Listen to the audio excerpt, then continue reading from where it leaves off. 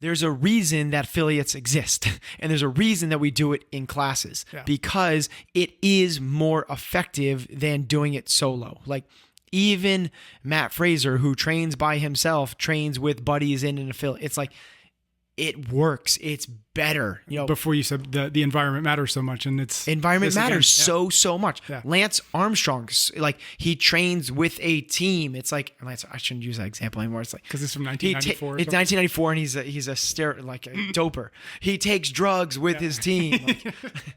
But the idea is like recognize that you're struggling. The reason you're struggling is real. Like you're not going to be the first thing is, don't expect to get back to the exact same mindset. If you want to get back to the exact same mindset, go back to the affiliate. We are here because we know the outcomes in our lives are within our control. That taking absolute ownership of how we eat, sleep, train, think, and connect with each other is how we'll optimize our health and happiness. That chasing excellence is how we grab hold of what is possible. Our mission is to live on the run, always chasing, never stopping. Hello and welcome back to another episode of Chasing Excellence. How are you, Ben? I'm doing great. Thanks, Pat. Today we are back at our 2-minute drills. 2-minute drills, for those folks who are new, is when I peruse my Instagram DMs, select some good questions, and present them to you with the challenge of trying to get an answer under 2 minutes, which is always... Let's go. Always a challenge. And as always, the subject matter are kind of random, but well within the scope of what we usually talk about here. Okay, first question. How can someone keep chasing excellence in an environment that does not encourage that behavior and attitude? Is it possible to become excellent in an environment that does not support you through it? Okay, so probably a couple questions there. Yeah. The first one, let's take the last one. Is it possible to chase excellence in an environment that doesn't support it? Yes, it is possible. It's just way, way harder. I believe that environment is the number one thing you should be looking to change as you're trying to do great things in your life. It makes it so much easier. We've talked about this before.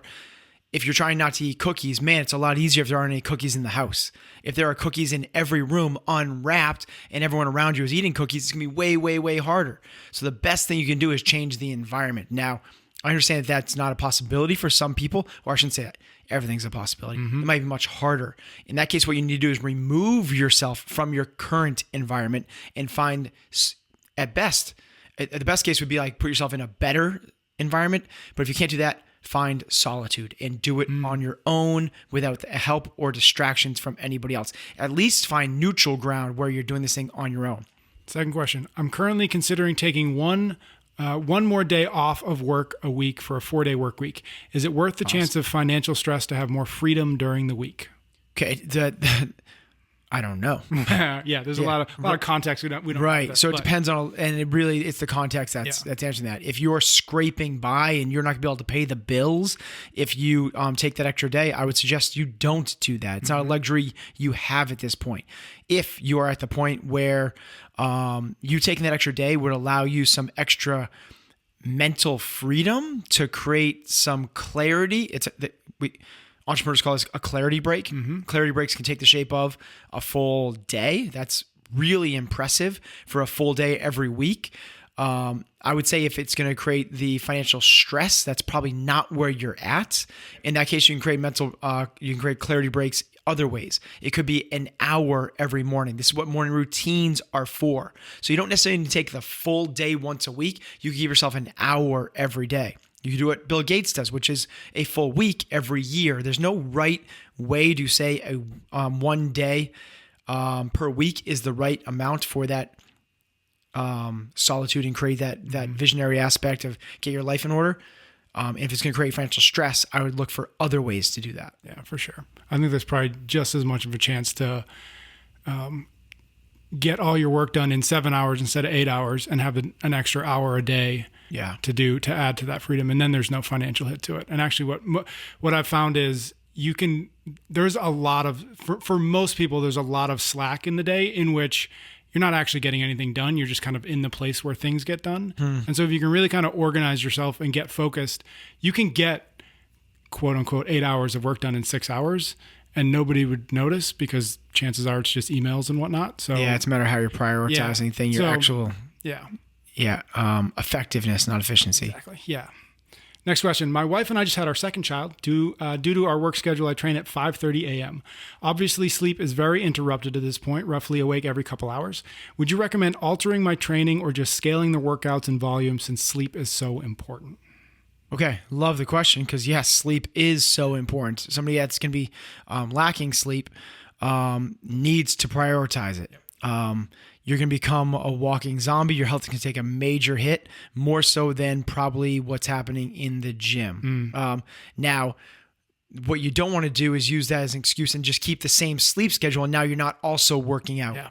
So I forget what his couple suggestions were there, but essentially it comes down to like, should you continue to go to the gym and not work as hard? Yeah, like scale back the volume or the intensity, the loading, the duration. Or try to just shift the workout schedule entirely. Like try to figure out another time to do it. The answer is yes, right? Like try to figure out a way that you can continue to work out with some level of the idea is like you want to be able to recover. Mm-hmm. If you're not recover as you lose sleep, your ability to recover goes down. So something else has to give in that. It's not just working out, it's not just eating, it's not just sleeping, it's also stress, which you can combine, which we do. We divvy those out as relationship, connectedness, and mindset. Yep.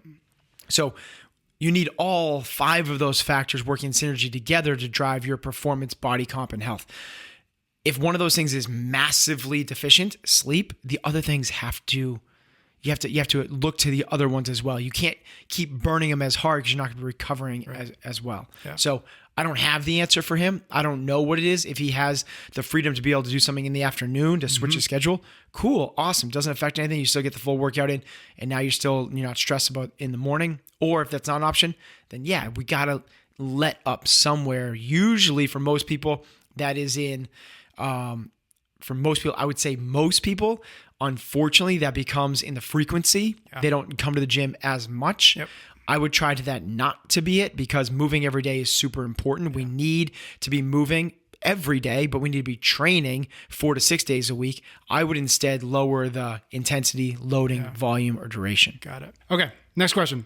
Is it better to focus on being more mobile and substitute movements like the thruster or clean until my front rack, T-spine, and ankle mobility improves? Or should those barbell movements still be performed alongside doing mobility? In other words, should I stop doing these things until I can move more efficiently, or can you kind of do the kind of parallel? Kudos to this guy or girl for realizing the limitations and awareness. Like awareness is the biggest thing. What most people do is go like, "No, bro, I'm good. Let me like." So super cool. The answer is ... Depends. Yeah. Like it depends on how limiting it is. If it's limiting so badly that basically you have no ankle mobility, so when you go in that front rack position, you have such an immature squat, which means your torso falls so far forward that all the load is being received on the wrist and it's going to cause an injury, then in that case, yes, you should not be front squatting weights. I'm sorry, you should not be putting weight in the rack position through a squatted position. That's going to be detrimental in the long run.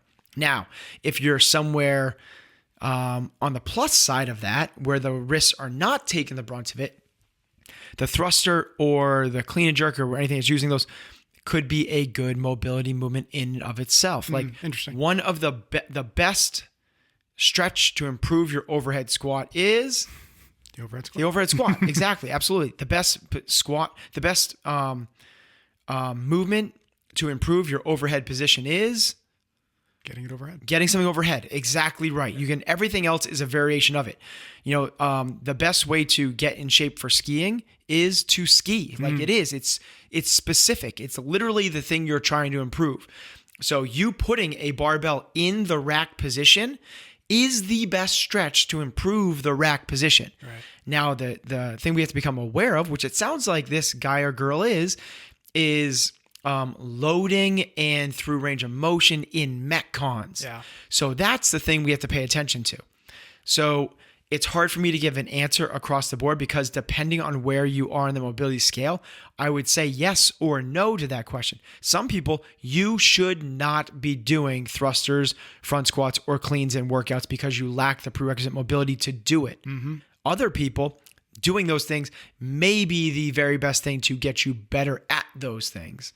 So can't really, unfortunately, give an answer for that. It's going to be, where are you on that sliding scale? I've just gone through breast surgery. I think that's probably breast cancer surgery, and can't train CrossFit for 2 to 3 months. This has proved to be a huge challenge for me as an athlete mentally. What's your best advice for someone who can't sit still and watch all their progress go away after surgery? Okay, yeah, this is really hard. For hard chargers, type A's, people have identified themselves as competitors, as athletes their whole life. Surgery, sickness, illnesses, catastrophes, whatever it might be, are really tough to deal with because your identity has kind of gone away. It's like, I am a mover. I am the fittest person of my friends. I am this. I get this endorphin rush. I get this response, this hormonal thing. I feel good about myself. And now this is gone and it's spiraling the opposite way. A couple things on this. The first one is training is only one of the 5 things that we correlate to health, performance, and body comp. Mm-hmm. Let's dive. If you're a go-getter like you say you are, let's go get everything you have over the other ones. Now, the hard part is it's hard because these things all trend together. Yep. But what we need this athlete to do is focus and double down on sleep, triple down on nutrition. Maybe they have a little bit of extra time because they're not spending so much time in the gym to work even more on the relationships that maybe might not have gotten the attention they were before because they were spending 3 hours in the gym. This is the time to actually take advantage. It's not an obstacle you're facing. This is something that is given to you so you can focus on these other things. That way, when you come back to being an athlete, these things are even at a higher level, which will help you out even more. Spend more time reading about mindset and competitiveness and what the best athletes in the world are doing. Use this as an opportunity, not an excuse. Now, easier said than done. Mm-hmm. The other side of this is, how do you literally define success? If success for you is, I need to be the results oriented, you versus other athletes, or metric driven in terms of like, I need to be able to clean and jerk X number. I need to be able to run sub 5-minute miles. I need to have 6-pack. I need to be under X% body fat. This is out of your side of your control. This is Stoic Philosophy 101. Everything can be stripped from you. You could lose your leg. So this person's just in a short-term little funk. No big deal. Perfect time to train these things, because what could actually happen is you could be paralyzed. And if you're paralyzed, what now happens to you? Don't wait for that moment to happen. We define that moment ahead of time during these little setbacks, so we are so much stronger for us. Mm-hmm. It goes to like the POWs from the Stockdale paradox to Viktor Frankl, like these people that are really, everything is stripped away from them. Well, how do you stay dialed in and realize that you are in control even though something has been taken away from you? I get it seems like a big thing. It's a small thing. I'm not saying it's easy. I'm saying this is your chance to focus on you creating the balance across your life and realizing that you are not just an athlete. You're way, way, way more than that. Next question. I'm lucky to be a member of an amazing CrossFit gym. Sometimes friends and family who live far away are interested in starting CrossFit, and I find it difficult to help them find a gym that's high quality and a good fit without being able to visit them in person. Yeah. Do you have any advice on how to assess a CrossFit gym without being able to actually go to it? Yep. This is hard. So this is when I travel, this is how I do it. Yep. Right. I'm not saying it's the right way, but this is the way I do it.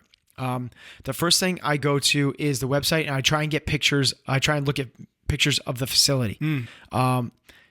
It's not a perfect correlate, but at least you'll be sending your friends into something that you're not going to be embarrassed about the very first thing, right? Yep. Like, dude, you sent me to this place and it's a warehouse and and there's holes in the walls and graffiti and the F words, spray painted everywhere.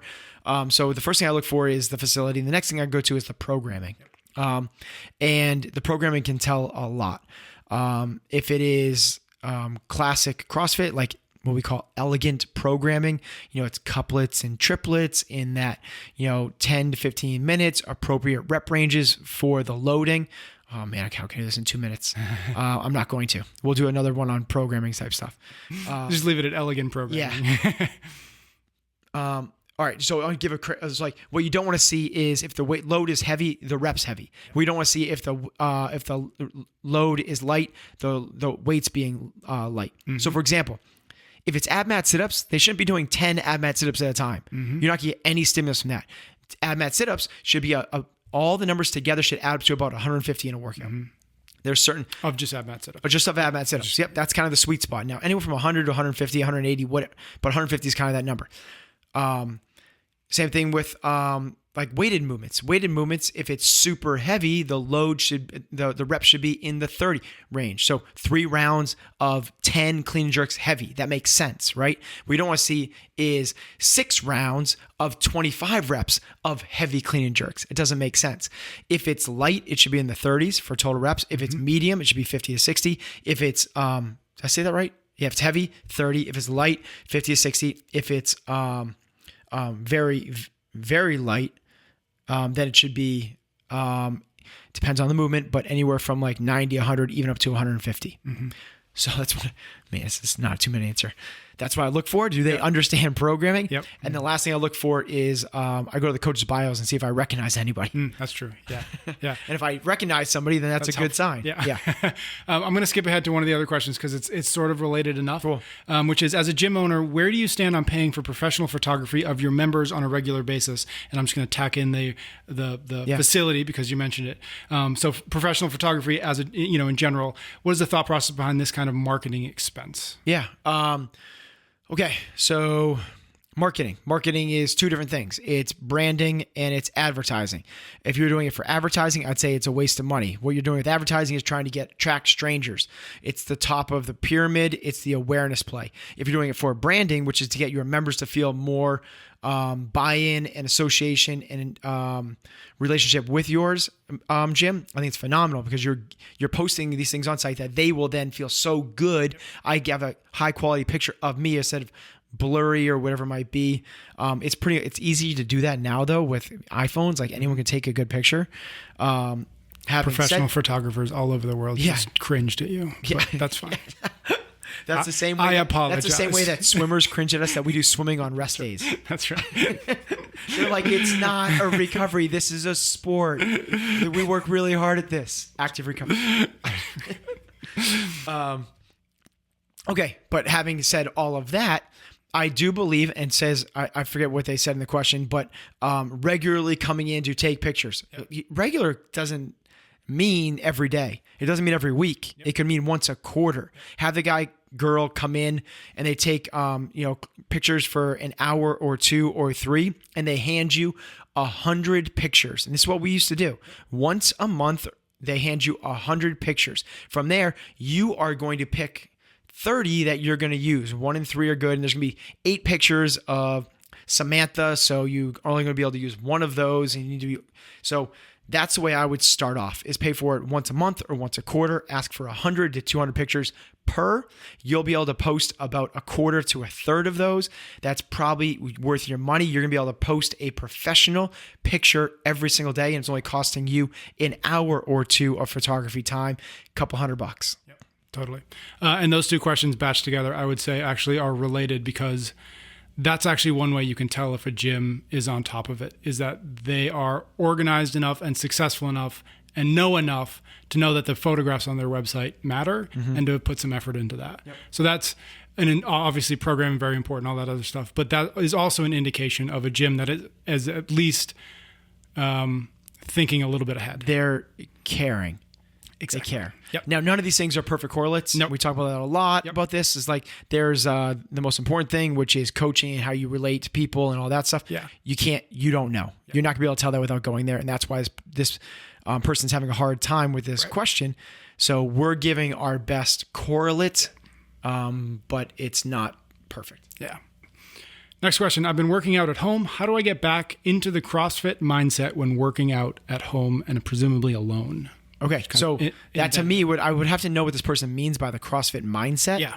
You tell me, you're asking that question. What do you think they mean by that? I would guess it has something to do with working level hard. of intensity inside of a workout Yeah. and or consistency and a lack of accountability. So probably a combination of those things. Okay, so the first thing is, there's a reason that affiliates exist, and there's a reason that we do it in classes because it is more effective than doing it solo. Like Even Matt Fraser, who trains by himself, trains with buddies in an affiliate. It's like, it works. It's better. Before you said the environment matters so much, and environment matters so much. Yeah. Lance Armstrong, like, he trains with a team. It's like, Lance, I shouldn't use that example anymore. It's like, because it's from 1994. It's 1994, and he's a doper. He takes drugs with his team. But the idea is, like, recognize that you're struggling. The reason you're struggling is real. Like, you're not going to be the first thing is, don't expect to get back to the exact same mindset. If you want to get back to the exact same mindset, go back to the affiliate. That's the reason. Or find a new one if you didn't like the one. It's a reason it works. It's like, people train harder when they're in groups, period. Okay. From there's a couple things you can kind of hack to do that. Is you surround yourself with people virtually, which is one of the reasons that CompTrain, the program that we have, has been as successful as it is what we're doing is we're taking individuals that want to train from a competitive standpoint, but there's not enough people at their gym that do this, or there's 2 or 3 and they don't have a coach, or they don't have the community around them. What we're doing is giving a place to meet virtually, the same way we all did back early days of CrossFit. And there is a leaderboard, there is a coach, there is a community, there's a place to ask questions, there's a place to feel like you're a part of something again, there's a place to be accountable. Now all of a sudden, all those things that we're struggling before from the mindset perspective are there, and they might even be more because I'm not trying to sell CompTrain here, but I am a little bit, because we talk about mindset so much in CompTrain. If mindset is the limiting factor, go to a place that's going to talk about it a lot. Now, if you can't do CompTrain, you can't join an affiliate. What I would do with this athlete is start logging results on my own. And so you want to get back to, like, accountability and trying to be better. Well, there's one way to do it is things that get measured, get improved. Start there. And then from there, start there. Yeah. Got it.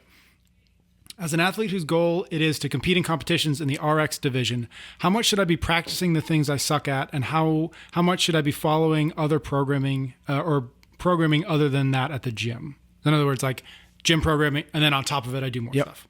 The question is how much, relative, how much should absolute I time? Yeah, that's a good question. Probably the latter. How much should I be practicing the things I suck at? So I guess that's frequency. And then how much should I be doing on top of the programming at the gym? Okay. So that's maybe volume. So they're trying to be a competitor. They're wondering if they should be doing, how much should they be spending time on things that they suck at? Yeah. You should be doing it depending on what it is. If it's a strength thing, it should be anywhere from once to twice a week. So anything more than that, because strength takes a long time to recover from. Anything besides that, you're going to be probably working backwards. But what this means is that you are going to put an extra piece or two in your workout to build on some strength, possibly even substituting things out from your regular gym programming. So at the end of the workout, they have 4x400 meter run, but you are a track athlete and you can run a 48-second 400. Probably not the thing for you to be spending your time on, but your deadlift is 330. And you're trying to go to be top 10 at sanctional, you need to work on your deadlift. Once a week, substitute out the cardio speed endurance piece for something really heavy, some RDLs, some clean pulls, some deficit pulls, some accessory work like weighted hip extensions, something like that. That's for a strength piece. This can be bigger than longer than 2 minutes. Okay, if it's something else that's more skill based, right? Something that's more like rope climbs or muscle ups, or even like handstand walking or handstand push-ups, even pistols potentially. That could go 3 times a week up to every day. It depends on how much duration and volume we're putting into each day. But don't be afraid of the everyday thing. Like people are like so scared of the everyday thing. But that's when you think about, like, when you're in high school, a high school swimmer, why are swimmers so good that swim in high school? Because they swim every day. They swim every day. It's like they swim every day. If you want to get really good at something, they swim every day. You know how not to get good at something? do it really infrequently. Yeah. If you want to get not good at handstand push-ups, do them once every 10 days when they show up. You're not going to get that good out.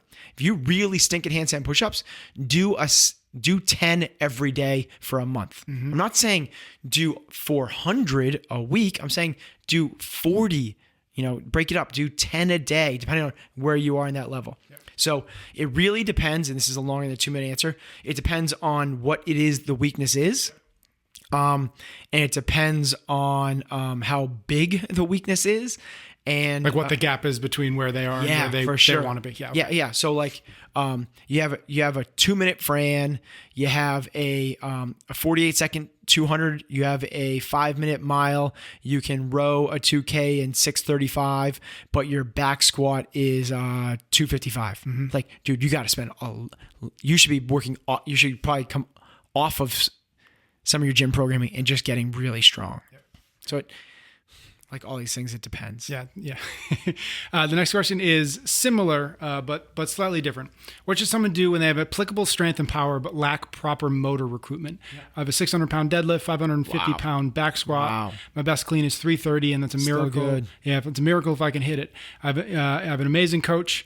But progress in that is still underwhelming, especially compared to everything else. So a similar question to the last, but I think this guy gave a lot of specific stuff, so I can answer this specifically. Awesome. Okay, so just to recap, dude is super strong. 600-pound deadlift, 550 back squat. His clean is not up to snuff. 330.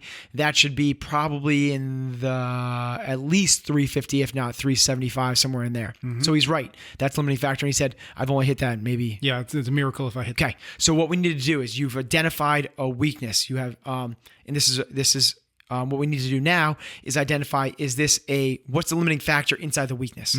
So we have to literally go, okay, it's just this. You're not going to get better by doing more cleans. It sounds like he works with a guy from... he works from he says he's got a OTC, amazing coach. Previous OTC and Olympic Education Center coach. Is that an occupational therapist? Is that an Olympic training center? Olympic training center, I'm assuming. Okay. That's phenomenal. So the guy obviously knows his stuff. So what we need to do is realize, is it being limited by one of 3 potentially things for this guy? He's saying motor recruitment pattern, right? Yeah, he explosiveness. Power lack proper motor recruitment. Okay, what he means by that is I'm not that explosive. I can't use all of my muscles to produce force. Yep. That could be one of them. If that's the case, we want to do things like plyometrics. We need to get you more explosive. So things like broad jumps, vertical jumps, box jumps, really, really short sprints, even like loaded jumping, depth jumps, get you to fire super fast, super fast. That could be the limiting factor. We have to identify. So I want to know what this guy's vertical jump is. Yep. If it's 17 inches, let's work on that. Got it. If it's 26 inches, probably not, especially depending on how big this dude is. Okay. From there, if it's not the explosiveness aspect, it might be technique. So you're just missing positions.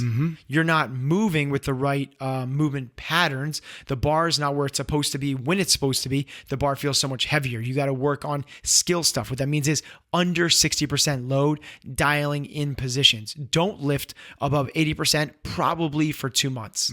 And everything has to be super thoughtful. No reps go without immediate feedback of what you're doing right or wrong. Working with a great coach, this should not be a problem. If it's not explosiveness, if it's not technique, then it's probably mobility. You can't actually get into certain positions. When you're going to pull off the ground, you don't have the hamstring flexibility, so your back is rounding off. Now you're trying to pull this thing up and it's a fishing rod, your back is just completely bent, or you can't find the good overhead position. So you're, or he said clean, not jerk, right? You can't find the right rack position. So your bar is landing below your collarbone and then you're trying to muscle it back up. You don't have the right ankle mobility. So you can't, your torso is inclined in the land. So it is one of those 3 things. You have to identify which of those 3 things it is and then go 2 miles deep into that one. You will not get better just by trying to do more cleans. Right. Because you're already strong. Right, exactly. Yeah. Next question. Been coaching for a while and an established CrossFit gym is for sale.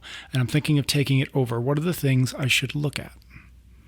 The gym. You should go look at the gym. Should get inside. Yes. Yep. I'm guessing he's asking like what Probably like numbers. What question should I ask to make sure that it's as good as it looks, maybe? Yeah. So what I would want to do is the number one thing I would want to know is the membership. And the membership, like don't give me a report through Zen Planner or MindBody or Tribe or whatever it is of the number of members. I need to see an attendance. Yeah, I was going to say, like a percentage of. I want to know actually who's attending every single day. Because what someone's going to go is like, I have 180 members. And really 75 people are showing up. And the reason the gym is for sale is because they're not paying attention. So they're not paying attention to all those other members. Now it's cool that they have a database and a list of all those people. Phenomenal. But what you're buying is the existing business. And that existing business is how many people are showing up. Now you could also go off of how many people are actually paying. Okay. But what I would want to know is like how many those three numbers. What's the total membership? How many people are paying right now, not on hold, not left, but and then how many people are actually showing up all the time. That's the number one thing I would look for. The number two, I think after that is what's your fixed cost. So what is your rent? What is your water bill? What are your other utilities? What are your taxes? What are your other landlord associated fees? Trash, parking, shoveling, snow removal, whatever those things are. So I want to know basically from those two numbers, you can decipher quite a bit. Yeah. And from there, you can extrapolate basically what is the potential profit margin that they could be operating on. And then from there, I would want to know town demographics, traffic. Yep. And that's really all you once you look at the place, you got to look at it and say, okay, because I'm kind of going off the obvious, like, do they have parking? What's the bathroom situation? Do they have changing rooms? Do they have enough training space? Is the ceiling standing? All the, like, besides the site visit stuff, that kind of goes without saying. I'd want to know the demographics and specific locations, ease of use and ease of find. From those things, it's a potential acquire or not. Yeah, got it. Last question we've got for today. How do you make decisions and prioritize throughout the day, given all the responsibilities that you have?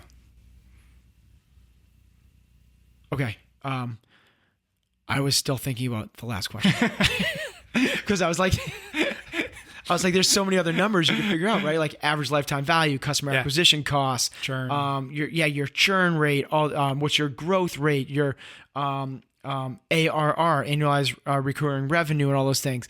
And I was just like, we should do another podcast on those things, and we could. Okay. Now I got it off my chest. All right. So what's the next one? It was like about how do I prioritize things? Yeah. How do you make decisions and prioritize throughout the day, given all of the responsibilities that you've got? We've talked about this before, but it's intentional. So I set up, I try to think about my life in hindsight, like I'm looking back on it. And when I'm on my deathbed, what are the things that I'm going to look back on and say, like, these are the things that were important to me. And for me, it's a few things. I used to categorize them as the 5 L's: live, love, lead, learn, and leave a legacy. And I had kind of metrics behind that. I've since kind of like created synergy across all my endeavors. My family, my business, and myself all now have the same core values, which is essentially family first, humble, hungry, happy, and healthy. And what I've done basically is the way I prioritize everything is in line with those. And I just have a thing like every single day, I need to make sure I'm doing these things. And I draw, I think the thing is that it's allowed me is the shortcut to this answer is beginning with the end in mind and then creating hard lines. Like one of my things is home by 6 o'clock. And if I'm in a meeting or in the middle of an email and I know I have to be out of my office at 5:35 to make that happen. If we're in the middle of a conversation, you've been in these, it's like literally like, it's just like, hey guys, sorry, time. I'll give like the warnings, like guys, I got 4 minutes. And then when it hits, it's like, sorry guys, I know we're in the middle of this. We're gonna have to pick this up later. And it's making making the harder decisions in the short term to make sure the long term is falling into place. It's not rocket science. It's really pretty simple. It's just discipline. It's a matter of sticking to the decisions you made when you said, this is what it's going to take for me to get to that point. And from there, what I'm constantly doing is asking myself, is this the most important thing I should be working on right now? That's just constantly going through my head. And it's one of the things that it's a blessing and a curse, because I have a hard time like just sitting down and chilling and watching like a mindless movie. But if I'm doing that with my wife, like that is probably the most important thing I should be doing right now. But I have a really hard time being on a plane and doing that, because that's not at that moment probably what I should be doing. Right. Yeah. The only other thing that I'd add, just that I've seen you do well, is you've got everything lives in your calendar. Yeah. And if it's not on the calendar, it's not getting your attention, right? I am so one of the things. So just as I just said, I have like a certain number of checklists. One of the check boxes I have for my daily to do for happiness is review my calendar. Every single day, I spend 5 to 10 minutes reviewing my calendar. Not just for the day. I look 2 to 3 weeks out, and then every now and then I'll go like a 20-minute dive, and I'll do 2 months out. So I always see what's coming. Ooh, I have that meeting on Friday. I gotta get prepared for that now. Ooh, this is clashing. I have a thing at kids' school, and I have this meeting with this partner. Oops, I gotta and I'm like always way in front of that. And if it doesn't, to that point, like one of the other things I have, which is new this year, 2020, is meeting free Fridays. So it's another discipline thing. Like someone's like, my week is all booked up. The only time they could possibly meet is Friday. It's really tempting to slide someone into a Friday. I'm not gonna say I'm great at it yet. I'm not. Like this is something I've been doing for a few weeks. And in the 3 or 4 weeks that we've had in the year, I think I've only had 1, maybe 2 meeting free Fridays. It's hard. But it won't happen unless you do it on purpose, unless you're intentional about it. Right? It's not magically going to happen that you have meeting free Fridays. It's right. I'm not saying I'm not like the earlier person. I'm not taking Fridays off yet. I'm just saying no meetings. So I can be here and do all the other things that I want to do and not be pushed into the urgent. All right. That's what we've got today. Thank you to everybody who sends us questions. Thank you, Ben. We'll see everybody next week. Thank you. You can get every episode of Chasing Excellence wherever you listen to your podcasts or on YouTube. Until next time, thank you for listening.